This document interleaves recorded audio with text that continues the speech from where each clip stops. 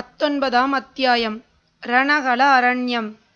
பழந்தமிழ் நாட்டில் போர்க்களத்தில் உயிர் துறந்த மகாவீரர்களின் ஞாபகமாக வீரக்கல் நட்டு கோயில் எடுப்பது மரபு. வெறும் கல் மட்டும் ஞாபகார்த்தமாக நாட்டியிருந்தால் நடுகர் கோயில் என்று வழங்குவார்கள். அத்துடன் ஏதேனும் ஒரு தெய்வத்தின் சிலையையும் ஸ்தாபித்து ஆலயமாக எழுப்பியிருந்தால் அது பள்ளிப்படை என்று வழங்கப்படும். குடந்தை நகருக்கு அரைக்காதம் வடமேற்கில் மண்ணியாற்றுக்கு வடகரையில் திருப்புறம்பயம் என்னும் கிராமத்துக்கருகில் ஒரு பள்ளிப்படை கோயில் இருந்தது.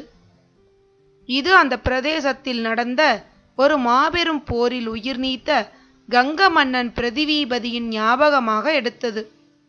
உலக சரித்திரம் அறிந்தவர்கள் வாடலூர் சண்டை, பானிபெத் சண்டை, பிளாசிச் சண்டை போன்ற சில சண்டைகளின் மூலம் சரித்திரத்தின் போக்கே மாறியது என்பதை அறிவார்கள். தமிழ்நாட்டை பொறுத்தவரையில் திருப்புறம்பயம் சண்டை அத்தகைய முக்கியம் வாய்ந்தது. நமது கதை நடந்த காலத்துக்கு சுமார் 100 ஆண்டு காலத்துக்கு முன்னால் அச்சண்டை நடந்தது.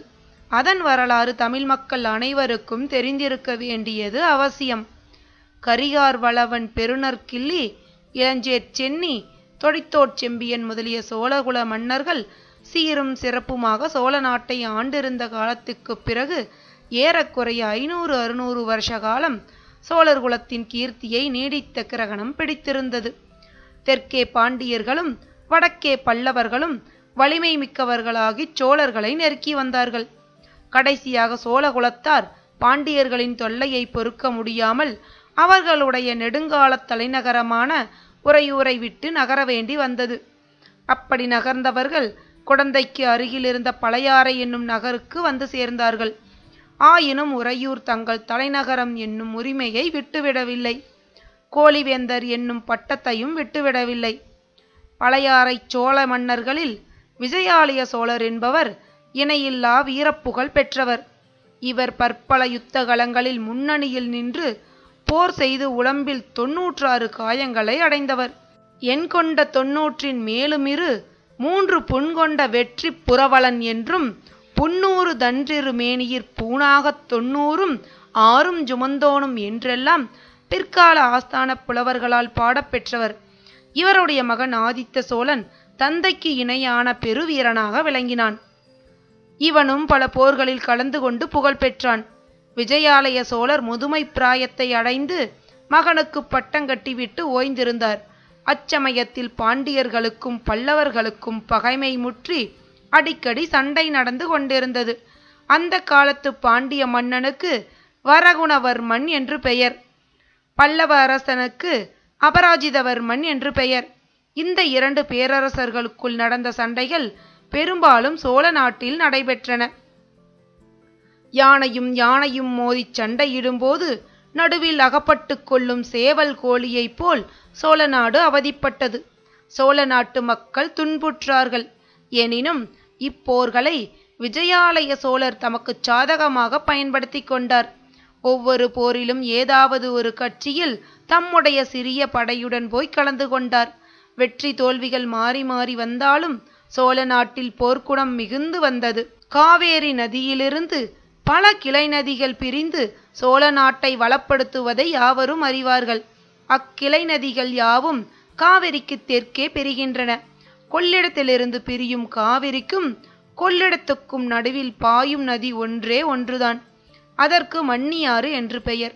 இந்த மண்ணியாற்றின் வடகரையில் திருப்புறம்பயம் கிராமத்துக்கு அருகில் பாண்டியர்களுக்கும் பல்லவர்களுக்கும் இறுதியான பலப்பரீட்சை நடந்தது. இருதரப்பிலும் படைபலம் ஏறக்குறைய சமமாகவே இருந்தது. பல்லவ அபராஜிதவர்மனுக்கு துணையாக கங்க நாட்டு பிரதிவீபதி வந்திருந்தான். ஆதித்த சோழனும் அபராஜிதவர்மனுடைய கட்சியில் சேர்ந்திருந்தான். பாண்டிய சைனியத்துடன் பல்லவ சைனியத்துடனும் ஒப்பிட்டால் சோழ சைன்யம் மிகச் சிறியதாகவே இருந்தது. எனினும் இம்முறை பாண்டியன் வெற்றி பெற்றால் சோழ வம்சம் அடியோடு நாசமாக நேரும் என்று ஆதித்தன் அறிந்திருந்தான். ஆகையால் பெரிய சமுத்திரத்தில் கலக்கும் காவேரி நதியைப் போல் பல்லவரின் மகா சைனியத்தில் தன்னுடைய சிறு படையையும் சேர்த்திருந்தான். காத தூரத்துக்கு காத தூரம் ரணகலம் பரவியிருந்தது. இரத கஜ துரத பதாதிகள் என்னும் 4 வகை படைகளும் போரில் ஈடுபட்டிருந்தன. மலையோடு மலை முட்டுவது போல் யானைகள் ஒன்றையொன்று தாக்கிய போது 4 திசைகளும் அதிர்ந்தன. புயலோடு புயல் மோதுவது போல் குதிரைகள் ஒன்றன் மீது ஒன்று பாய்ந்த போது குதிரை வீரர்கள் கையில் இருந்த வேல்கள் மின்வெட்டுக்களைப் போல் பிரகாசித்தன. இரதத்தோடு இரதம் மோதி சுக்குநூறாகி திசையெல்லாம் பறந்தன. காலால் வீரர்களின் வாள்களோடு வாள்களும் வேல்களோடு வேல்களும் உராய்ந்த போது எழுந்த ஐங்கார ஒலிகளினால் திக்கு திகாந்தங்கள் எல்லாம் நடுநடுங்கின. 3 நாள் இடைவிடாமல் சண்டை நடந்த பிறகு ரணகளம் முழுவதும் இரத்தக்கடலாக காட்சியளித்தது. அந்த கடலில் செத்த யானைகளும் குதிரைகளும் திட்டு திட்டாக கிடந்தன. உடைந்த ரதங்களின் பகுதிகள் கடலில் கவிழ்ந்த கப்பலின் பலகைகளைப் போல் மிதந்தன. இரு தரப்பிலும் 1000 10,000 வீரர்கள் உயிரிழந்து கிடந்தார்கள்.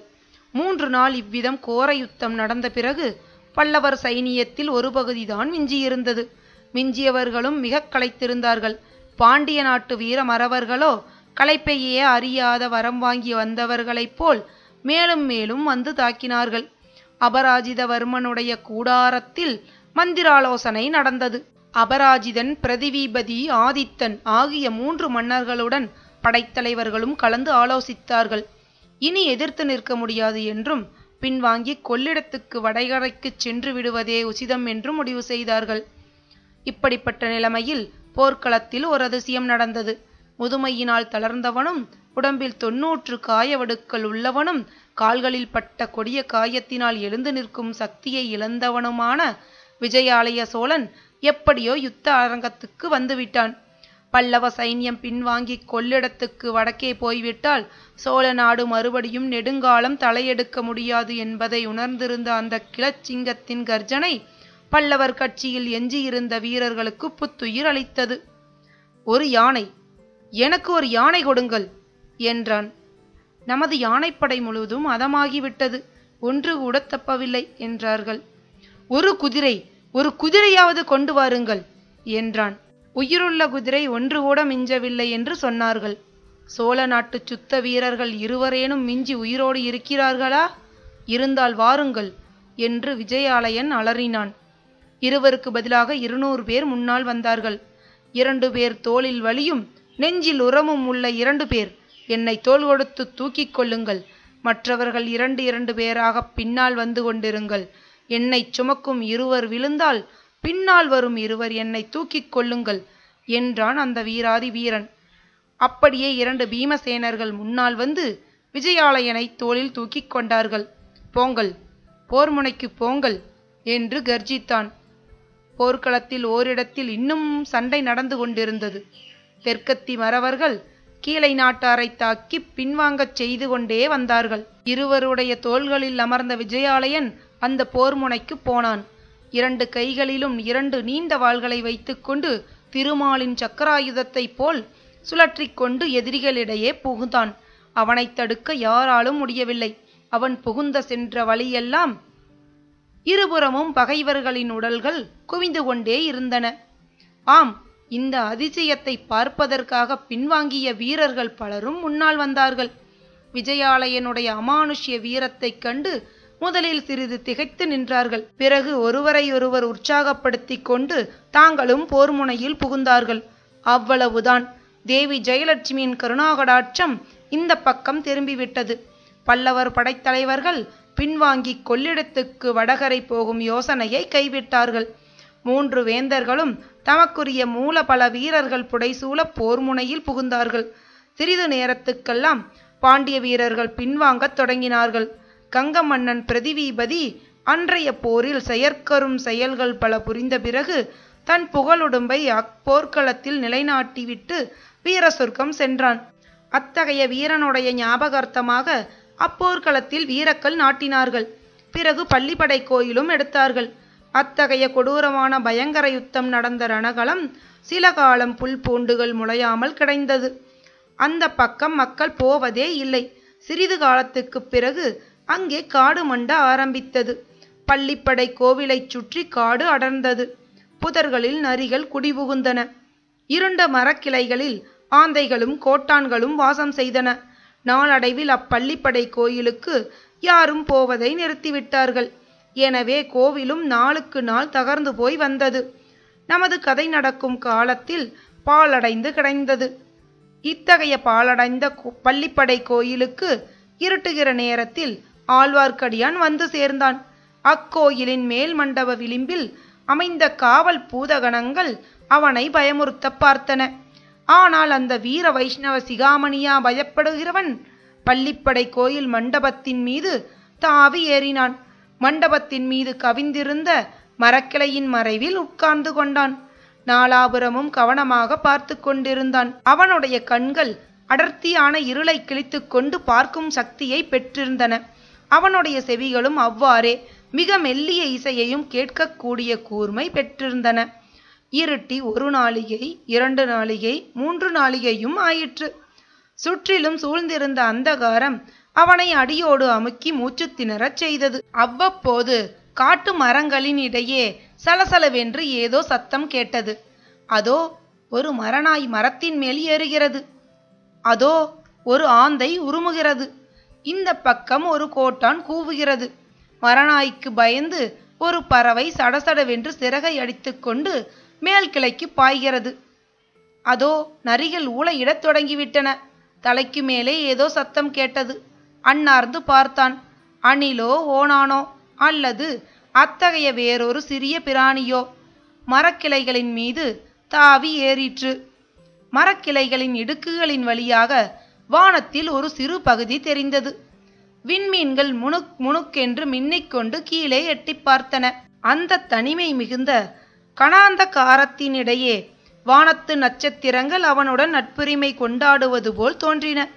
எனவே ஆழ்வாருக்கடியான் மரக்கிளைகளின் வழியாக எட்டி பார்த்த நட்சத்திரங்களை பார்த்து மெல்லிய குரலில் பேசினான்.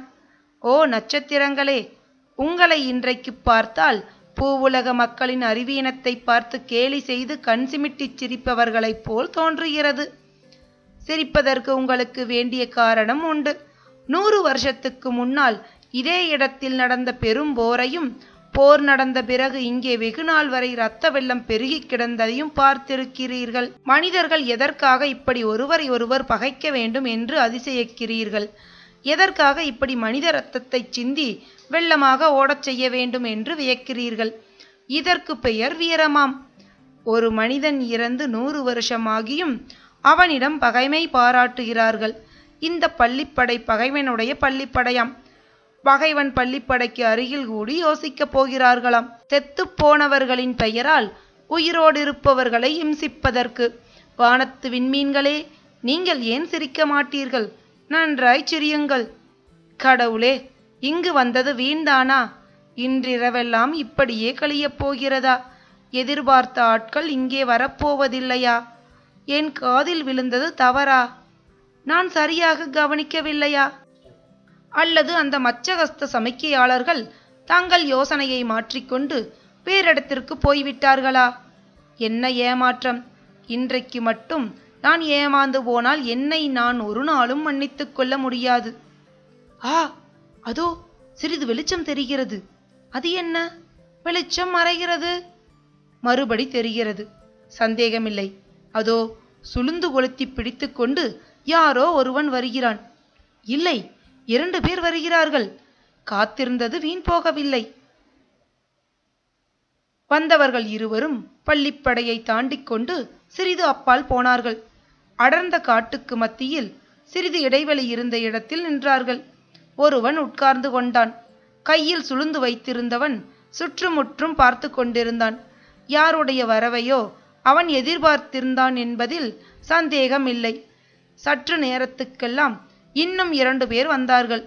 அவர்கள் இதற்கு முன் இருந்த இடத்துக்கு வந்தவர்களாக இருக்க வேண்டும். இல்லாவிட்டால் இந்த இருளில் அடர்ந்த காட்டில் வழி கண்டுபிடித்து கொண்டு வர முடியுமா? முதலில் வந்தவர்களும் பின்னால் வந்தவர்களும் ஏதோ பேசிக்கொண்டார்கள்.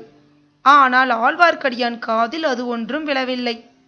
அடடா, இத்தனை கஷ்டப்பட்டு வந்தும் பிரயோஜனம் ஒன்றும் இராது போலிருக்கிறதே. ஆட்களின் அடையாளம் கூட தெரியாது போலிருக்கிறதே. பிறகு இன்னும் 2 பேர் வந்தார்கள். முன்னால் வந்தவர்களும் கடைசியில் வந்தவர்களும் ஒருவருக்கொருவர் பேசிக்கொண்டார்கள். கடைசியாக வந்தவர்களில் ஒருவன் கையில் ஒரு பை கொண்டு வந்திருந்தான். அதை அவன் அவிழ்த்து அதனுள் இருந்தவற்றை கொட்டினான். சுளுந்து வெளிச்சத்தில் தங்க நாணயங்கள் பளபளவென்று ஒளிர்ந்தன. கொட்டிய மனிதன் பைத்தியம் பிடித்தவனைப் போல் சிரித்து, நண்பர்களே, சோழ நாட்டு பொக்கிஷத்தை கொண்டே சோழ ராஜ்யத்துக்கு உலை வைக்கப் போகிறோம்.